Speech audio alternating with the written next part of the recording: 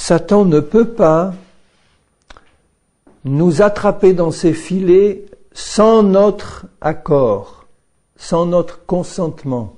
De même que Dieu ne peut pas nous entraîner dans son plan de salut si nous ne lui donnons pas notre accord, Satan ne peut pas nous entraîner dans son plan de perdition si nous ne lui donnons pas notre accord.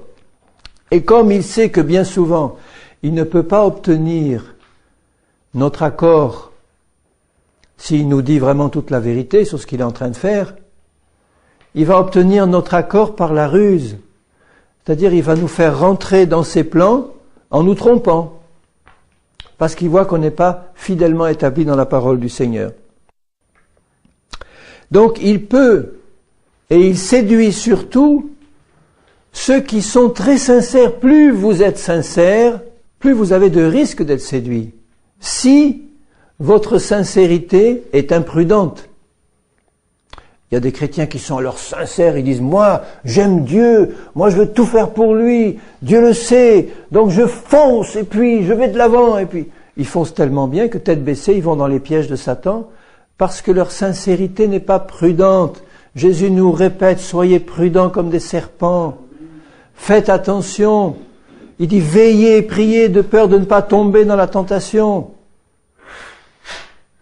Il exhorte ses disciples en disant « Prenez garde à ne pas être séduits. » Donc il nous demande tout sauf l'imprudence. Il nous demande une grande prudence. Dans les temps troublés que nous vivons, où la séduction grandit et grandira de plus en plus, les manœuvres vont se faire de plus en plus séduisantes, de plus en plus ressemblantes aux œuvres de Dieu, et si nous ne sommes pas extrêmement prudents, nous allons chuter dans la séduction. Et bien souvent par sincérité. Ceux qui sont tièdes et ceux qui sont froids, ils sont déjà entre les mains de Satan. Quand tu es tiède, tu as moins de risques de tomber dans le panneau de l'ennemi. Quand tu es tout feu, tout flamme pour Dieu, alors sincèrement, de tout ton cœur, mais que tu manques complètement de sagesse, de discernement et de prudence, là tu es un candidat idéal pour celui qui va être séduit, pour la séduction. Alors soit parce que ton cœur n'est pas prudent, soit parce que ton cœur n'est pas fermement attaché à la vérité de la parole. Donc il y a quelque chose de tordu dans ton cœur, déjà comme Ève. Avant même de pécher, il y avait quelque chose de tordu. Alors si Satan arrive à trouver donc des cœurs d'hommes et de femmes qui sont imprudents et qui ont laissé la parole de Dieu perdre de son autorité dans leur cœur, à ce moment-là, il va agir de l'extérieur pour présenter son piège, d'une manière évidemment agréable à accepter, pas désagréable du tout. Alors, ce que Satan est en train de faire, et ce qu'il fait donc pour séduire, quand il arrive de l'extérieur comme ça, qu'il a vu qu'un cœur n'était pas tout à fait droit, ou qu'il n'était pas prudent, il va arriver et il va commencer par souvent contrefaire l'action ou la présence de Dieu. Contrefaire, ça veut dire qu'il va imiter l'action ou la présence de Dieu. Il est capable de faire des miracles, il est capable de ressusciter des morts, il est capable de faire les miracles de guérison les plus grands, il est capable de changer l'eau en vin, il est capable de faire tout ça, Satan. Si tu crois qu'il n'est pas capable de faire ça, comme les magiciens de Pharaon, évidemment, il n'est pas tout puissant, donc il a une limite à sa capacité. Mais il peut faire suffisamment de choses extraordinaires pour attirer l'attention des gens et des chrétiens.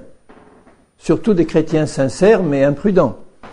Donc il est capable de contrefaire l'action et la présence de Dieu. Il va créer une ambiance psychique ou surnaturelle où on aura le sentiment ou l'impression que Dieu est là, qu'il y a une présence de Dieu, et on va voir des choses se manifester, des miracles, des prodiges ou des choses qui sont surnaturelles, et qui vont frapper les gens qui sont là, et s'ils ne se méfient pas en disant « Attention, Seigneur, donne-moi le discernement pour savoir quel est l'esprit qui est derrière.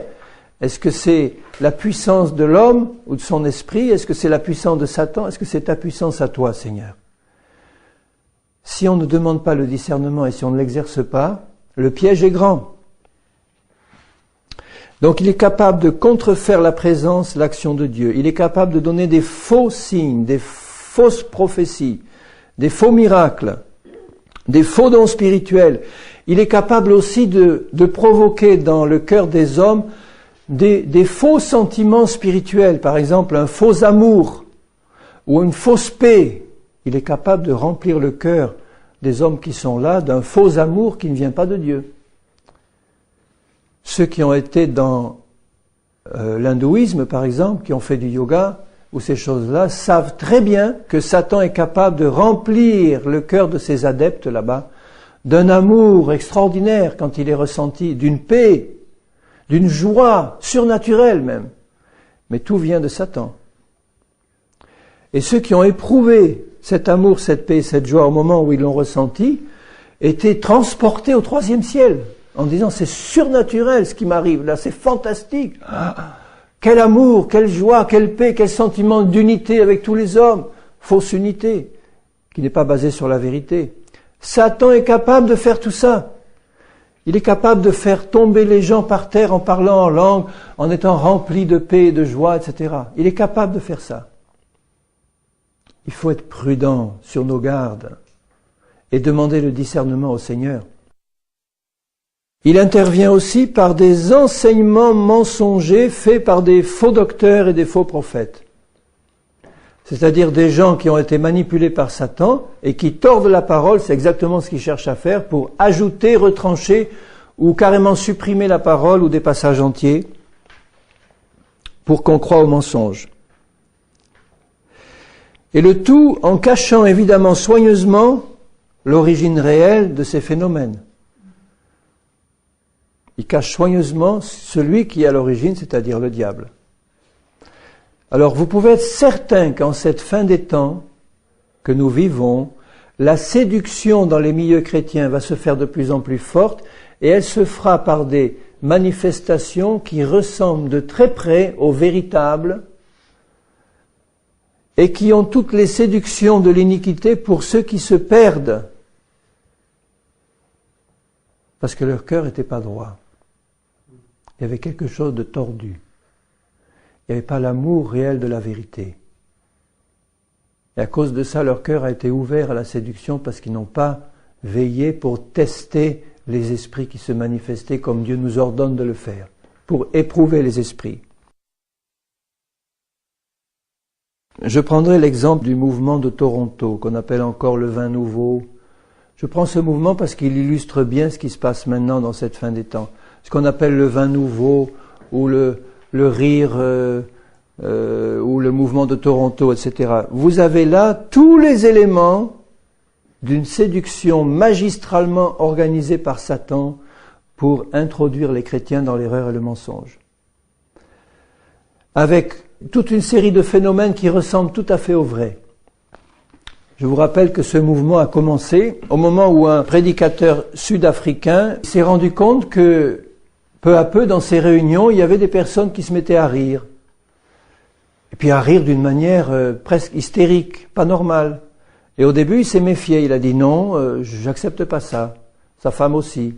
Et puis comme ça se produisait de manière systématique à chaque réunion et que ça amplifiait, il a commencé à réfléchir et puis à se dire, mais dans le fond, ça vient peut-être du Seigneur. Je n'ai pas le droit de rester à côté de quelque chose que Dieu voudrait nous donner.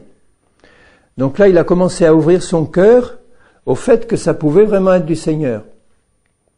Et puis il a fini par dire, c'est du Seigneur, ça c'est sûr. Et à mesure qu'il a évolué, évidemment, la manifestation se faisait de plus en plus grande et à la fin de chacune de ces réunions, c'était pratiquement toute la salle qui se mettait à rire de manière hystérique, mais à rire d'une manière qui n'était pas humaine. Alors lui a dû trouver évidemment dans la parole toute une série d'explications bibliques. Tous les passages où il est parlé de rire, etc. ont été mis en avant, évidemment tordus, plus ou moins tordus, sortis de leur contexte, qui montraient que c'était biblique de rire, et surtout de rire de cette manière-là. Et puis ça a pris de l'extension petit à petit. Après, un autre serviteur de Dieu a été au contact de ce premier, il est allé à Toronto, dans cette fameuse église, où le mouvement du rire, qui était considéré à ce moment-là comme une bénédiction de Dieu, un début de réveil, parce que les gens qui passaient par cette expérience, ils passaient par une expérience extraordinaire, ils se mettaient à rire, et puis ils étaient remplis de joie, remplis de paix, ils étaient contents, ils étaient heureux, ils avaient l'impression d'être libérés d'un fardeau, il y avait toutes sortes de phénomènes qui se passaient, il y avait des guérisons aussi qui se manifestaient, des choses surnaturelles, et les gens ont tout pris en disant, mais puisque c'est bon, puisque il y a des passages de la Bible qui nous montrent qu'on peut rire, puisqu'il y a des guérisons qui se font, puisqu'on se sent bien, eh ben, c'est Dieu qui nous donne du pain du ciel, il ne peut pas nous donner un serpent. Et puis à Toronto, ça a été encore plus loin, puisque le monde entier est allé par charter, par avion entier, voir ce qui se passe et attraper le même esprit pour le répandre partout dans le monde. Ça s'est répandu, et ça se répand encore partout dans le monde, avec toujours les mêmes manifestations, soit des rires hystériques, soit maintenant des cris d'animaux, des manifestations de gestes d'animaux, des gens qui se mettent à aboyer comme des chiens, ou à hurler comme des loups, ou à rugir comme des lions, ou à bêler comme des brebis, ou à marcher à quatre pattes, ou à se tordre par terre comme des serpents, etc. Et tout est considéré comme venant de Dieu. J'ai lu des livres, j'ai vu des cassettes vidéo, j'ai vu ce qui se passait. Pour moi, c'était évident et c'était clair et net que ça ne pouvait pas venir du Seigneur. Le Dieu saint et redoutable de la Bible, on ne peut pas se moquer de lui de cette manière-là, en riant d'une manière incontrôlable et hystérique. Tout ce qui est incontrôlable et hystérique ne peut pas faire partie d'un contrôle de soi biblique qui est inspiré par le Saint-Esprit. Donc vous aviez une fausse théologie, c'est-à-dire qu'on a tiré de la Bible tout ce qui pouvait sembler se rapporter au rire pour appuyer ce vin nouveau et mettre des versets bibliques autour. Et vous comprenez que quand on vous parle de l'enfer et que vous commencez à rire, quand on vous parle de la repentance et que les gens se mettent à rire, et puis qu'on dit qu'on peut se repentir dans le rire et que c'est très bon pour jouer avec le Seigneur qui est un bon papa qui joue avec ses enfants, ce sont des choses qui montrent que la séduction est à l'œuvre. Mais ceux qui sont séduits ne le voient pas. Ils se lancent tête baissée parce qu'il y a des manifestations qui ressemblent à celles du Seigneur, parce qu'il y a des résultats apparemment bons. Eh bien, on accepte tout sans discernement. Et moi, je vois, personnellement, j'ai pu constater les fruits que ce mouvement portait à long terme dans la vie de la plupart des gens que j'ai pu rencontrer. Ce fruit apparent se manifeste par le désir de vivre dans la liberté. Alors souvent, j'ai entendu ce raisonnement.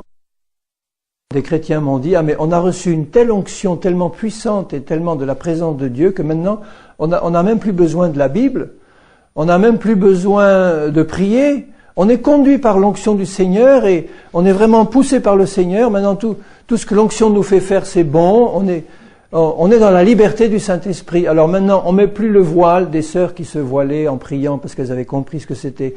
Maintenant, elles arrivent à dire, non, on est libre, on met plus le voile, on laisse tomber le voile, c'est fini, on n'en parle plus. Alors maintenant, au lieu de mettre des jupes correctes, maintenant on va mettre des jupes bien moulantes et des tenues horribles, en disant, on est libre maintenant, on est libre, c'est pas ça qui compte. La liberté en Christ. Moi, j'ai vu des sœurs qui étaient auparavant dans des tenues respectables et dignes, après être passées par Toronto, elles se sont mises à porter des tenues presque de prostituées, à se couper les cheveux comme des prostituées, et on voyait la rébellion qui se manifestait au travers de ce comportement. C'était manifestement un fruit qui n'était pas un fruit du Saint-Esprit. Je veux pas être légaliste et puis dire que les femmes doivent ci, doivent faire ça, etc. Mais il y a quand même, dans le respect du Seigneur, des choses que des hommes et des femmes qui sont remplis du Saint-Esprit doivent naturellement sentir qu'ils ne doivent pas faire. Alors là où la séduction est la plus grande, c'est quand ceux qui ont été pris par ce mouvement arrivent à dire « mais c'était de Dieu au début », et puis petit à petit le diable s'en est mêlé comme dans tous les réveils, c'est vrai que le diable se mêle dans tous les vrais réveils. Donc maintenant, ils arrivent à dire, puisqu'ils constatent qu'il y a de tels débordements qu'on n'arrive plus à contrôler, des bruits d'animaux, des cris, des hurlements hystériques, ça ne peut pas venir de Dieu, ça. Donc, ils disent, au début, c'était de Dieu, ce rire qu'il y a eu au début, et ce mouvement était de Dieu, mais après le diable est venu, et ce qui est mauvais, ce sont les débordements qui sont venus après, mais au début, c'était bon. Et moi, je vous dis clairement, bien-aimés, au début, ce n'était pas bon. Parce que cette manière de rire hystérique n'est pas du tout dans la Bible, au sens où eux l'entendent, alors que dans le réveil du début de la Pentecôte au début du siècle, ce qui se produisait, c'était des parlers en langue, parce que les gens étaient baptisés du Saint-Esprit. Il y a eu le même mouvement d'opposition qu'aujourd'hui, il y a eu le même mouvement de critique, mais au moins il y avait une base biblique sérieuse. C'était que le parler en langue est clairement défini dans la Bible comme un signe accompagnant le baptême du Saint-Esprit.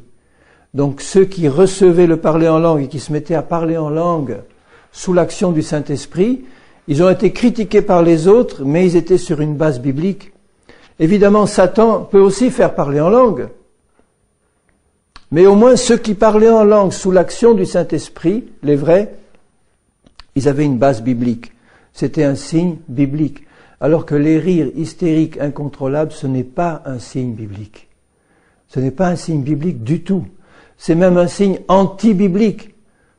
Parce que tout ce qui est incontrôlable et incontrôlé, tout ce qui n'est pas maîtrisé dans l'équilibre, tout ce qui est excessif, d'ailleurs un excès de réserve comme un débordement excessif, ne peut pas venir du Seigneur. Tout ce qui est excessif ne vient jamais du Seigneur. Donc ce qui se passe dans ce mouvement actuel, c'est que, faute de discernement de ce qui se passe, faute de connaissance réelle dans la vérité de la parole de Dieu, et par désir sincère de voir enfin un réveil et des grandes choses se manifester, on a tellement envie de voir des miracles, des signes, des prodiges, on a tellement envie de voir un réveil, des choses surnaturelles se passer que, parce qu'on n'a pas vérifié dans la parole, qu'on n'a pas prié, qu'on n'a pas reçu du Seigneur dans l'attente prudente de suffisamment longtemps pour se dire, attendons les fruits, attendons de voir ce que cet arbre produit.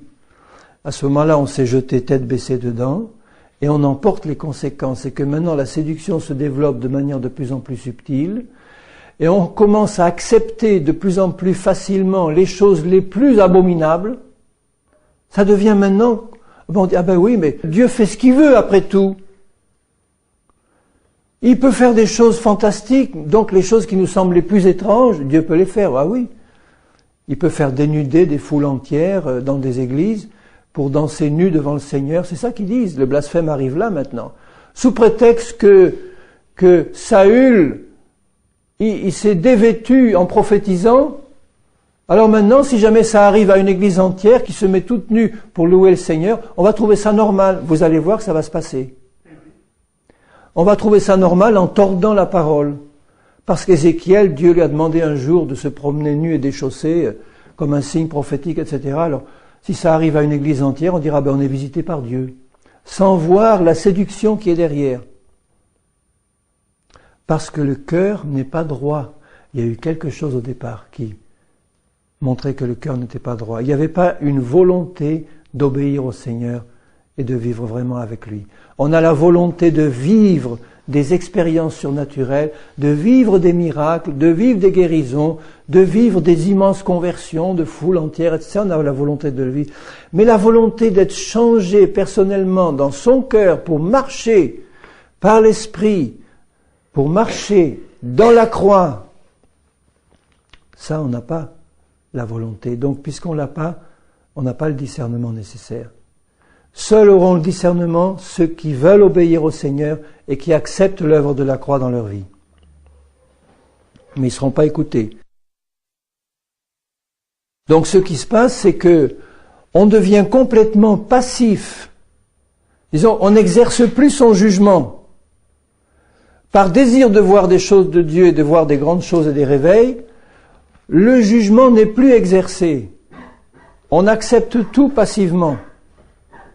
Au lieu de raisonner, éclairé par le Saint-Esprit, d'exercer simplement son bon sens spirituel, son bon sens éclairé, de se dire, mais il y a quelque chose qui me semble pas tourner rond.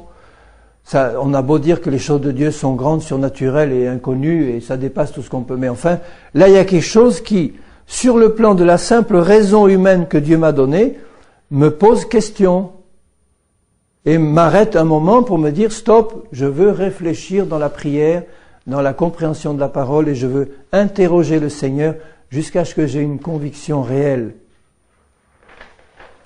Pas une conviction pour aller dans le sens de ce que je voudrais moi, mais dans le sens de ce qui se passe réellement. Parce que celui qui a le cœur tordu dès le départ, il va prier en disant « Seigneur, montre-moi si c'est vrai ou pas ». Mais il n'a pas vraiment le désir de marcher dans la vérité. Je ne dois implorer le secours du Seigneur que si je le désire d'accepter sa vérité telle qu'elle est. Mais celui qui a le désir de voir des grandes choses et qui enfin en voit, et qui uniquement parce qu'il en voit, il est prêt à accepter tout ce qui se présente, même si ça vient de Satan, celui-là, il n'est pas prêt à être éclairé par le Seigneur. Donc ceux qui annoncent le grand réveil mondial, qui est associé d'ailleurs à ce mouvement, les faux prophètes annoncent un grand réveil mondial qui vient. Je préfère vous dire de tout mon cœur que c'est une fausse prophétie qui ne se réalisera jamais. Les conditions bibliques, les conditions des prophéties ne montrent jamais que la terre va être visitée par un réveil mondial. Surtout à la fin des temps, elle va être visitée par des ténèbres mondiales et il sera donné à l'épouse de se préparer, mais elle ne va pas se préparer sous la forme d'un grand réveil mondial qui va couvrir la terre, parce que la terre serait convertie, elle serait changée, il n'y aurait plus de jugement, plus d'apocalypse, plus rien. Ça ne va pas se passer comme ça. Le réveil de l'épouse se passe dans le fond des cœurs entre Dieu et nous. Et ça va se traduire évidemment par des vies complètement changées et des gens qui vont refléter la gloire de Dieu, mais ceux-là vont être rejetés par le monde entier qui les entoure, comme Jésus a été rejeté, comme Noé a été rejeté. Et ce qui s'est passé du temps de Noé va se passer du temps du déluge final de feu. Donc ceux qui sont les plus nombreux autour de nous vont rejeter la vérité. Déjà, quand un mouvement de masse se passe au niveau de l'Église chrétienne, déjà je commence à me méfier. Parce que je me dis dans mon cœur, si la majorité l'accepte, c'est qu'il y a quelque chose de pas bon là-dedans.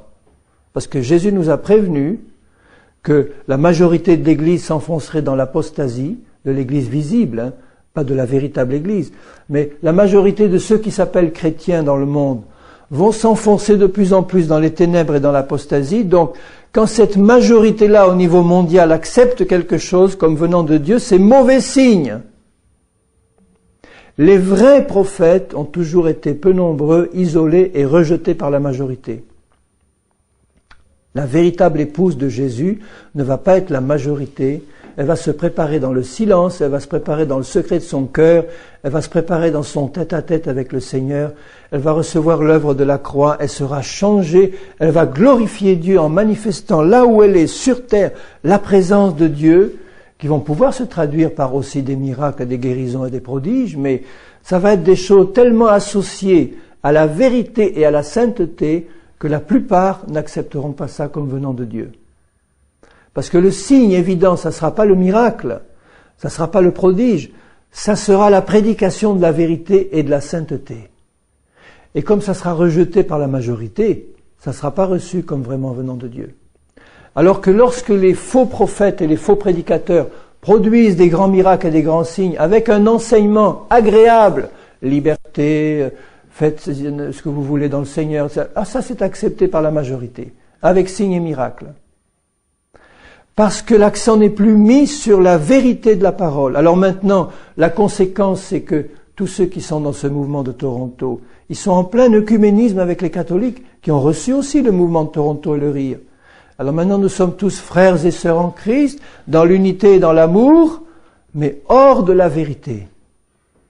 Alors on va se mettre à rire tous ensemble en faisant des manifestations extraordinaires et des miracles et des guérisons, mais dès qu'on parle de la vérité du Seigneur, on n'en veut plus. C'est le signe que c'est faux.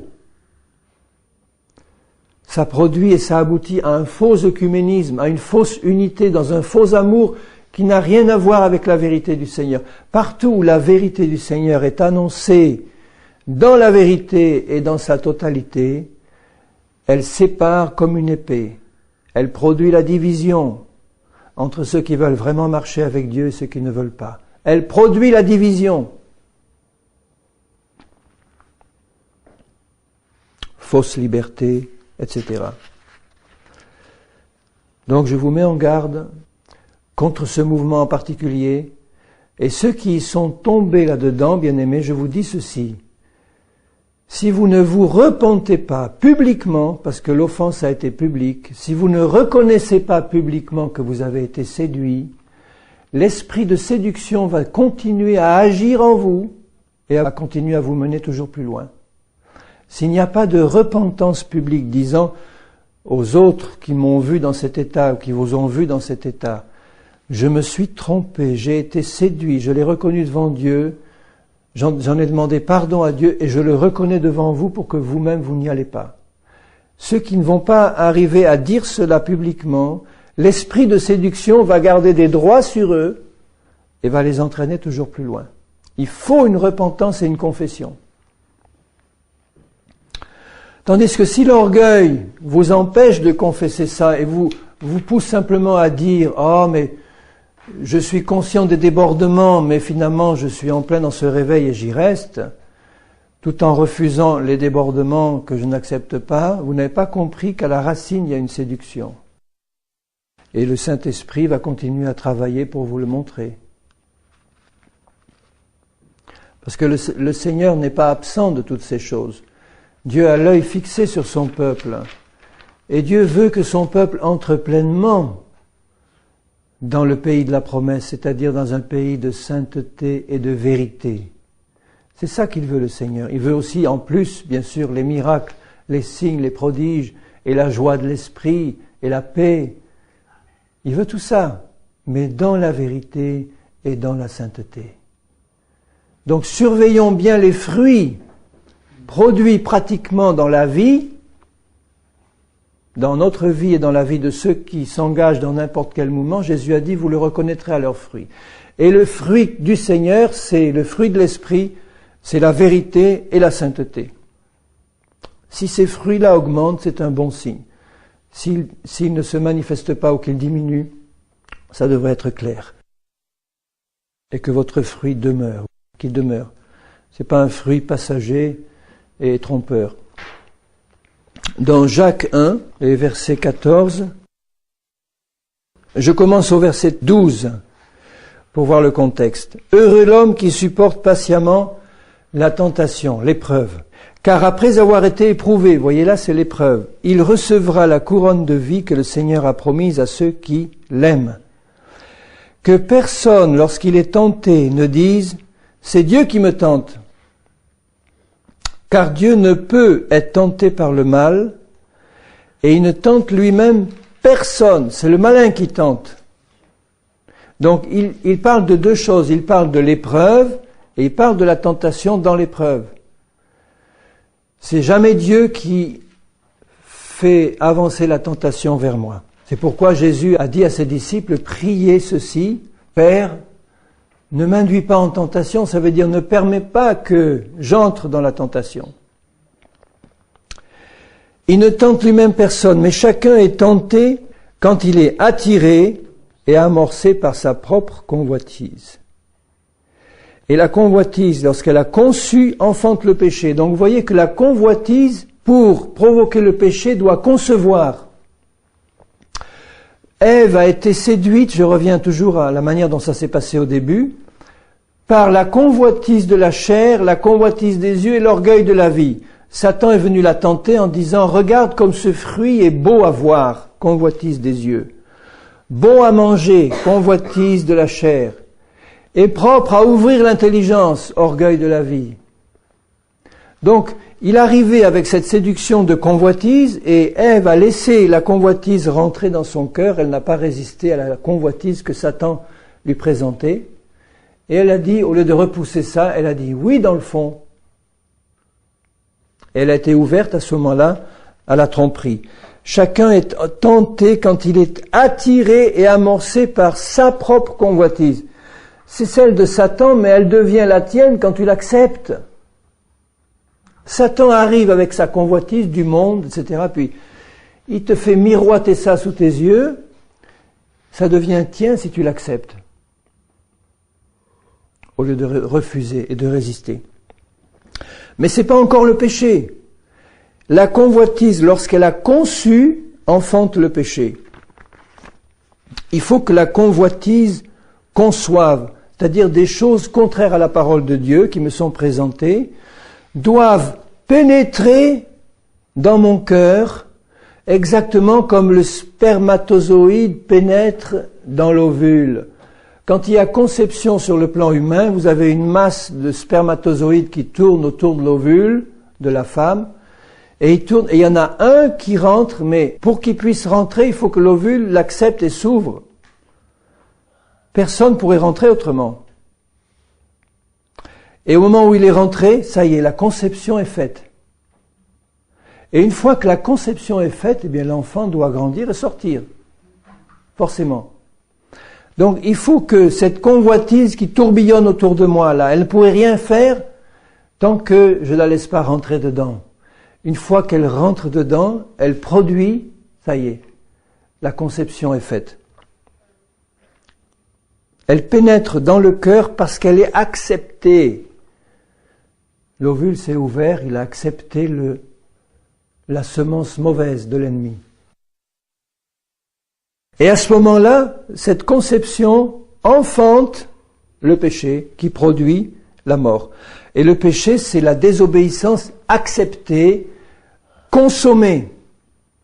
Au moment où Ève a tendu la main pour prendre le fruit et le manger, ça y est.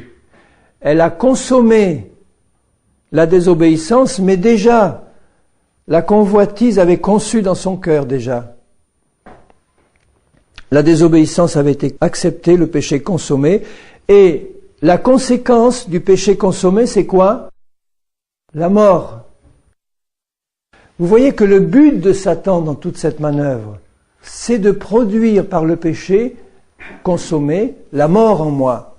Évidemment, j'ai toujours, moi, la possibilité de le réaliser parce que le Saint-Esprit me convainc de pécher, de confesser et le sang de Jésus me lave. Mais déjà, il a un grand pied dans ma vie s'il arrive à me faire concevoir la convoitise et enfanter le péché qui conduit à la mort. Déjà, il a un pied dans la vie.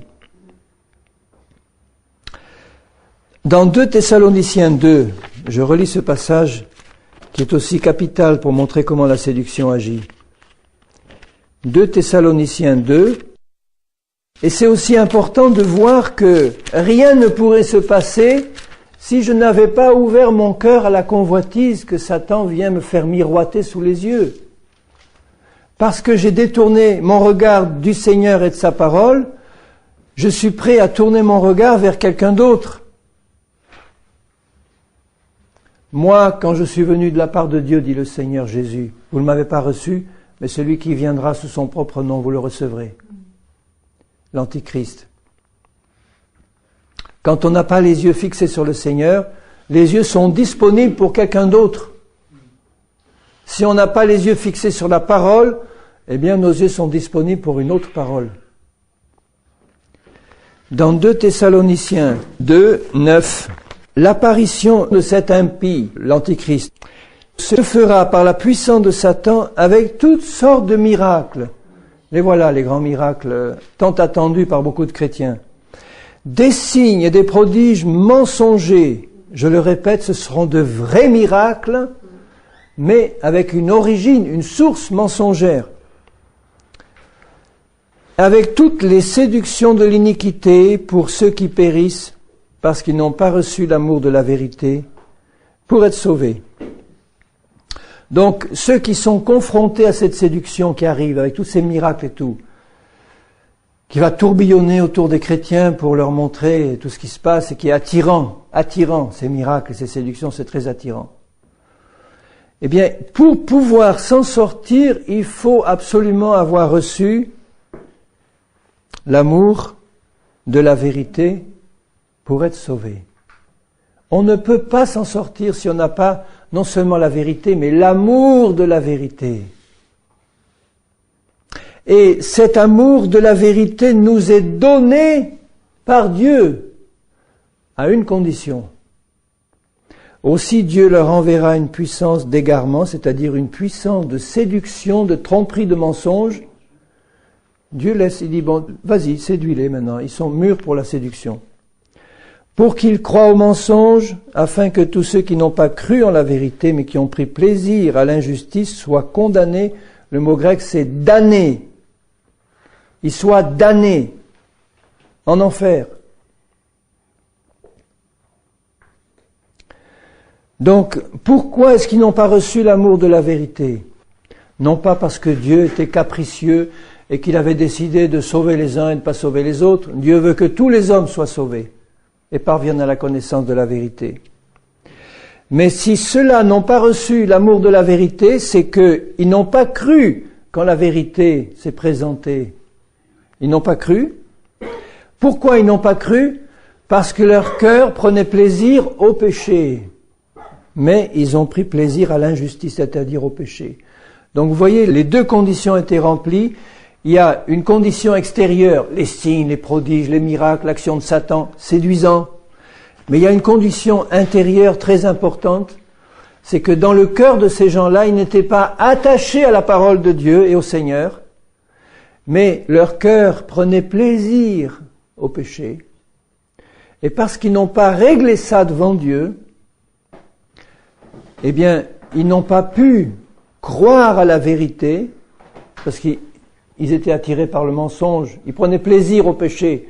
Comment est-ce qu'on peut être attiré par la vérité quand on prend plaisir au péché?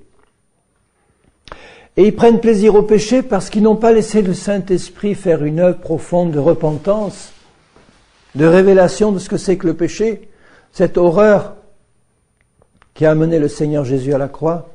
Donc si notre cœur n'est pas décidé à marcher dans la vérité, dans la justice de Dieu, si nous continuons à prendre plaisir à une forme de péché, quelle qu'elle soit, nous risquons de ne plus croire à la vérité.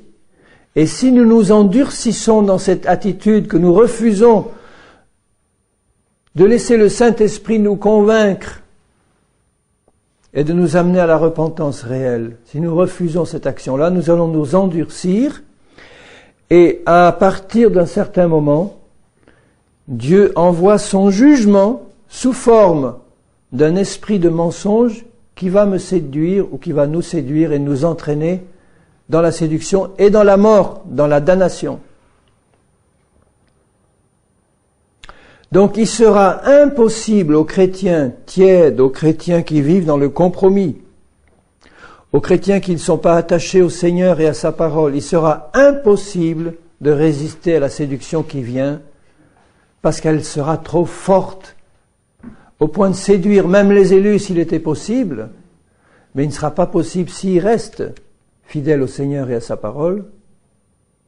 Mais ça va être tellement puissant, avec une telle apparence de divinité et de vérité, avec de tels signes et miracles extraordinaires, qui vont bouleverser des foules entières, qui vont se jeter, tête baissée dans les bras de Satan, parce que derrière, il les attend. Derrière, il y a des fausses doctrines qui sont enseignées. Il y a des compromis, il y a des pratiques qui vont se faire, qui vont enfoncer de plus en plus dans le péché et dans la mort. Le but est toujours le même, faire tomber en enfer. Pour nous, frères bien-aimés, il dit au verset 13, « Nous devons à votre sujet rendre continuellement grâce à Dieu parce que Dieu vous a choisi dès le commencement pour le salut par la sanctification de l'Esprit et la foi en la vérité. » Vous voyez toujours vérité, sainteté. Vérité, sainteté. Si ton cœur est attaché à la vérité et à la sainteté, Dieu va faire un travail en toi pour te révéler la vérité et te donner ce cadeau merveilleux qui vient d'en haut, l'amour de la vérité, pour être sauvé. Alors si la séduction grandit tellement dans cette fin des temps, ce passage nous montre clairement que c'est un jugement de Dieu sur le péché qui grandit, y compris dans l'Église. Un monde qui ne veut pas se repentir, une Église qui ne veut pas se repentir, se jette sous le jugement de Dieu qui vient sous forme de séduction et d'esprit d'égarement. C'est le signe de la fin des temps. Si nous laissons les convoitises rentrer dans notre cœur ou si nous cédons à la tentation du péché, sans nous repentir réellement, nous risquons gros, nous risquons d'être séduits. Parce que le diable va nous faire miroiter toutes sortes de bonnes raisons pour pouvoir continuer à vivre dans le péché, tout en me donnant des fausses excuses. Oh, c'est ta nature, c'est ton tempérament, tu es comme ça dès la naissance, tu pourras pas t'en sortir, tu es comme ça, c'est ton héritage. Ou bien c'est une crise de fatigue, t'inquiète pas, si tu es coléreux, c'est la fatigue. Ou si tu es méchant, c'est ton tempérament. Oui, il va faire miroiter des séductions pour me faire croire au mensonge. Alors que le Saint-Esprit est là en me disant, mais non, c'est un péché, repens-toi. Et si j'ai l'amour de la vérité, je vais accepter la voix du Saint-Esprit. Seigneur, je reconnais la vérité. Je me suis trompé, c'est un péché, je demande pardon à Dieu, à mon frère, à ma sœur. Seigneur, je te bénis parce que tu as prévu en Jésus-Christ le moyen de nous tenir et de nous garder dans l'épreuve et aussi devant la séduction quand elle vient. Seigneur, tu nous fais clairement comprendre que dans nos cœurs, il doit y avoir un amour ardent pour la vérité et pour ta sainteté, c'est-à-dire pour toi-même, Seigneur. Pour toi qui es la vérité, pour toi qui es la sainteté même, un Dieu saint. Si nous avons cet amour-là pour toi et pour ce que tu es, tu vas agir dans nos cœurs et tu vas nous donner l'amour de la vérité pour être sauvés. Fais-le dans le cœur de tous ceux qui appartiennent à ton épouse, Seigneur, selon ta promesse. Et conduis-nous constamment en nous gardant de la séduction et en nous permettant de remporter la victoire dans l'épreuve. Seigneur, au nom de Jésus-Christ. Amen.